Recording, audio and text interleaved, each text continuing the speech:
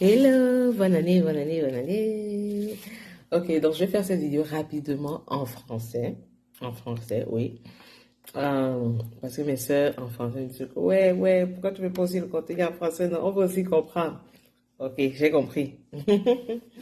Euh, et aujourd'hui, en fait, je voudrais partager. Je sais que cette astuce-ci que je partage depuis 2021, ça a beaucoup aidé d'autres personnes qui aussi, en début d'année, demandent au Seigneur, révèle-moi deux choses dont tu as besoin que je travaille sur mon caractère en cette année.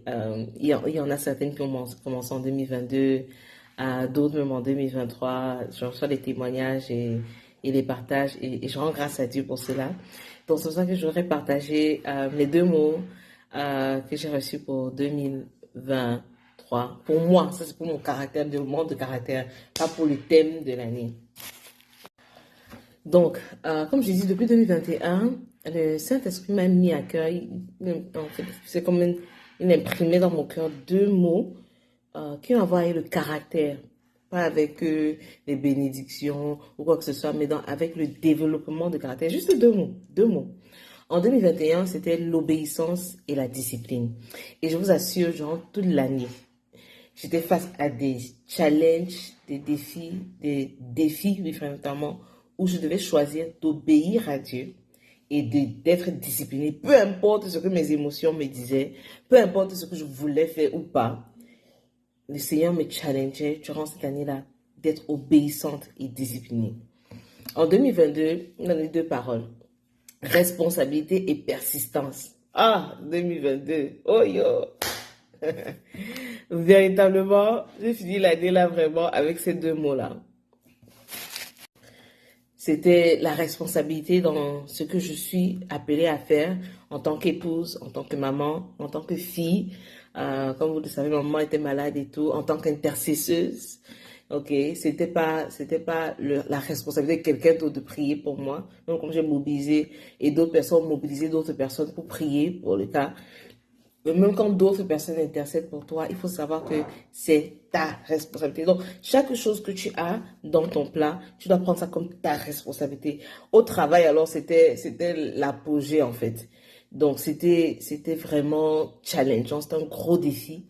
Mais avoir ce sens de responsabilité, ça fait que tu ne lâches pas rapidement quand les premiers obstacles se dressent et tu persistes. Ça pousse à persister jusqu'au bout, malgré les obstacles, les difficultés. Donc en 2022, j'ai appris, pas complètement bien sûr, mais ces deux mots-là m'ont porté. En 2023, maintenant, durant les années précédentes, 2021, 2022, je recevais les paroles là en fin décembre et tout, mais j'admets que c'est en 2022, avec beaucoup de choses qui sont passées, le bébé qui est né, et à la fin du mois de décembre, le Seigneur m'a mis à cœur qu'on puisse faire un challenge qui était contempler les 7 paroles de Jésus-Christ à la croix. Donc tout ça, ça m'a vraiment pris le temps. Donc jusqu'au 31, je n'avais pas les paroles. Jusqu'au premier Jusqu'au début du 1er janvier, je disais, ouais, Saint-Esprit, qu'est-ce que tu voudrais que c'est quoi est-ce que tu voudrais que je m'attelle? Quels sont les deux mots que tu me donnes pour cette année pour bâtir mon propre caractère, pour développer mon propre caractère? Et il a donné les deux mots, priorisation et lâcher prise. En anglais, c'est prioritization and surrender. Priorisation, prioriser les choses et lâcher prise. Donc, hier, j'ai commencé à expliquer en fait les techniques de priorisation que j'utilisais déjà pendant cette grossesse-ci, cette grossesse de Joy Ellen. Ça m'a beaucoup appris également à prioriser. Prioriser quoi? Trois choses. Mon énergie, mon temps, mon attention. Trois choses. Trois choses. Mon énergie, mon temps, mon attention. Ces trois choses. Je mets mon énergie où? Je mets mon temps dans quoi? Et je mets mon attention sur quoi? D'accord? Ce sont ces trois choses-là, en fait, qui font la productivité. Donc, durant ma grossesse, j'étais vraiment très délibérée. Si c'est quelque chose qui va me faire... Parce que quand je suis enceinte, et je dis tout ça aux autres femmes enceintes, je fais tout pour préserver une paix intérieure. Donc, je ne laisse rien me secouer, un genre je suis zen. Et c'est comme ça avec tous mes bébés. C'est délibéré, c'est pas par hasard, c'est délibéré. Et donc, Donc, j'étais très minutieuse sur le soir, je n'écoute pas certaines choses. Si je reçois les voice notes la nuit, beaucoup de gens qui sont proches de moi savent que je n'écoute pas les voice notes la nuit. Parce que c'est parce que tu vas dire, c'est parce que ta voix va communiquer en moi pendant que je suis enceinte, les vibes que ça va relâcher et tout ça. Et vraiment, je veux pas. Donc, je coupe, je crée cette barrière-là. J'écoute les voice notes à la limite du matin ou bien dans la journée si j'ai le temps. Mais si tu veux vraiment m'avoir, si c'est urgent, tu m'écris un message. Euh, et puis les dramas, les drames bizarres et tout ça, gars, je n'étais pas sur ça. Si quelqu'un est offensé par moi, vraiment, il dit désolé, j'avance ma route. Si quelqu'un m'énerve ou m'a offensé, vraiment, je mets pas mon énergie, je dis vraiment, je pardonne, j'avance ma route. Donc, je ne laissais pas que les choses entrent dans mes tripes, quoi. Là où il y a mon utérus, il fallait que j'ai la santé. L'utérus, c'est la santé émotionnelle, en fait. Il y a une sœur qui parle beaucoup de la santé émotionnelle de l'utérus. Donc, cette année-ci, et connaissant certaines techniques de priorisation, je sais que le Seigneur me challenge. S'il me donne ces deux mots-là, c'est pour moi d'abord, c'est même pas pour vous, hein, c'est pour moi. Je sais que cette année-ci, les 12 mois-ci, ce sera les tests, les défis sur comment je priorise mon énergie, mon temps, mon attention. Et numéro 2, comment je lâche prise. D'une manière, ça a l'air paradoxal, n'est-ce pas? Prioriser qui demande un peu plus d'être délibéré, d'être intentionnel. Et lâcher prise qui demande aussi d'être quand même délibéré et intentionnel pour lâcher prise, mais que tu laisses le contrôle à Dieu. Ok? Donc, ça a l'air un peu, quand j'ai reçu ça, je me disais, ah, c'est un peu quand même paradoxal, les deux mots, mais je vois comment, ça peut marcher ensemble. Et donc, quand on dit par de prioriser l'énergie, par exemple, je sais qu'il y a des manières dont c'est expliqué dans le monde où, dans les termes égocentriques et tout ça, qui disent que, ce qui ne me donne pas l'énergie, je ne mets plus mon énergie dessus, etc. Non, c'est un peu très égocentrique et ce n'est pas de cette manière-là comment je vois l'énergie. Et si tu vois de cette manière-là que, oh, tout ce qui est énergie, que je veux pas l'énergie, ce qui tire mon énergie, je m'investis pas sur eux, c'est que soit tu ne calcules pas bien comment ton énergie est dépensée, soit tu ne vois pas vraiment la logique derrière. Je sais pas. Bon, je vais pas parler de ton intelligence, de ta compréhension, mais voici une meilleure manière de voir ça, si je peux partager de mon expérience et de mes analyses. En fait, si tu analyses bien toi-même, dans ton cas, dans ta vie et dans ma vie, dans nos vies, il y a des personnes, il y a des endroits ou des personnes à qui Dieu va mettre son chemin pour déverser ton énergie. Ok? Il y a d'autres personnes qui vont déverser leur énergie en toi. Donc, tu vas recevoir, mais tu vas aussi donner. Et il y a des personnes avec qui ce sera, tu vois, ce ne sera pas réciproque. Peut-être 60-40%, vous vous donnez chacune l'énergie. Okay, ou chacun l'énergie. Donc, le fait de dire que ceux qui puisent mon énergie, je vais les découper, c'est pas correct et ce n'est même pas bien. Parce que le Seigneur met dans ta vie des personnes qui tu vas déverser ton énergie, en qui tu vas déverser des activités dans lesquelles tu vas te déverser. Ok? Et ce n'est pas sage, en fait, de s'attendre à ce que ces mêmes personnes se déversent en toi. Ok? Je vais donner un exemple. Moi, par exemple, j'ai des mentors. Mes mentors, eux, quand je fais appel à eux, à leur expertise, à leurs conseils, mentors spirituels, professionnels, dans la vie et tout, ils se déversent en moi.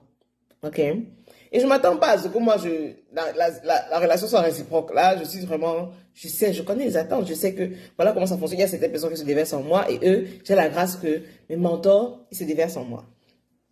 Maintenant, de temps en temps, je peux, les booster, dire, OK, vraiment, avec tout ce qu'ils mettent en moi, il faut que je leur donne des paroles d'encouragement, je leur montre à quel point ce qu'ils mettent en moi, ce n'est pas gâché, c'est utilisé, j'utilise leurs conseils, l'eau qui verse en moi, ça crée des fruits, donc je fais en sorte que je les encourage de cette manière, mais c'est peut-être, si on peut dire sur 100%, c'est peut-être 10% de réciprocité par rapport à 90% que je reçois d'eux, et ça c'est OK. Maintenant, il y a des personnes aussi, maintenant il y a des personnes aussi que le Seigneur a mis dans ma vie où je dois me déverser en eux, ok? Et je ne dois pas m'attendre à ce que la réciprocité soit, 50-50%. Non. I mean, ça, c'est pas un bon calcul. Bon, pas un bon calcul, mais pas une bonne analyse de la réalité. Il y a des personnes, même mes enfants, je me déverse en eux. C'est vrai que mes enfants me donnent l'énergie, mais je me déverse beaucoup plus en eux. Il y a ceci le net, tu vois. Je reçois par la grâce de Dieu. Beaucoup de personnes sont édifiées, influencées, impactées par les messages que je partage, par les astuces, par les différents, mes long stories. Ça me surprend parce qu'il y a beaucoup de personnes qui regardent, qui lisent les petits messages, les écritures, toutes mes longues écritures. Et ça édifie beaucoup de personnes. Et les gens sont ressourcés, énergisés. Même dans ma communauté, dans différentes personnes que je m'envoie, je me déverse en eux. OK? And it's okay. OK? Maintenant, il y a des relations où c'est la personne te donne l'énergie et tu donnes l'énergie à la personne. Normalement, c'est comme ça qu'un couple, un mariage devrait être. OK? Et évidemment, c'est pas 50-50%. Des fois, c'est 60-40%. Des fois, c'est 70-30%. Mais c'est quand même raisonnable. OK? C'est quand même raisonnable. Il y a des amitiés comme ça où vous vous donnez les uns aux autres et ça n'a pas l'air d'être juste one way. D'accord? Ce que j'ai compris, c'est que quand c'est one way, quand ça a l'air plus, le poids a l'air plus comme si tu te déverses sur l'autre personne. Ça veut dire que peut-être cette personne, c'est quelqu'un que le Seigneur t'a envoyé pour te déverser en cette personne. Ça ne veut pas dire que tu dois couper l'amitié ou que tu dois dire, oh, c'est un mauvais ami ou c'est un mauvais ami. Non, c'est que, voilà, il faut comprendre la réalité de cette relation-là. Et maintenant, si tu désires avoir des relations plus équilibrées, d'accord, où tu te déverses, la personne se déverse, il y a cette réciprocité. Alors, tu pries pour cela, tu demandes, Seigneur, s'il te plaît, je voudrais des partenariats, des amitiés, des partenariats, des amitiés, c'est ça, mariage, où il y aura cet équilibre-là. Ce ne sera pas 50-50%, mais il y aura cette réciprocité dans l'énergie. Ok, je donne mon énergie. Cette personne, quand elle me carbure et je la carbure, il me carbure et je le carbure. Ok, il faut demander. Ça vient passer pas évident. Et si tu as des amitiés comme ça, tu as deux, même une personne ou deux qui a cet équilibre-là, tu es béni.